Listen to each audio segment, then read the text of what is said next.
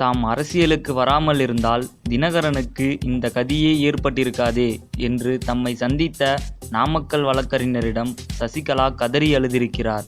ஜெயலலிதா இருந்த காலத்திலேயே சசிகலா உறவினர்களில் தினகரனுக்கு தான் முக்கியத்துவம் கொடுக்கப்பட்டது. சசிகலாவின் அரசியல் வாரிசாக அடையாளம் காணப்பட்டவர் தினகரன்.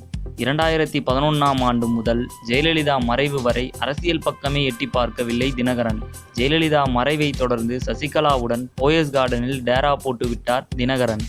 சசிகலாவுக்கு பின்னிருந்து முழுமையாக அதிமுகவை இயக்கி கொண்டிருந்தார் தினகரன். சசிகலா சிறைக்கு போன நிலையில் அதிமுக துணை பொதுச் செயலாளராகி ஆர்கே நகர் தேர்தலிலும் போட்டியிட்டார். ஆனாலும் டெல்லி தினகரனை சும்மாவிடவில்லை. இப்போது தேர்தல் ஆணையத்துக்கு லஞ்சம் கொடுக்க முயற்சித்தது, அவாலா வழக்குகள் என அடுத்தடுத்து நெருக்கடியின் உச்சத்தில் தினகரன் சிக்கி கொண்டிருக்கிறார்.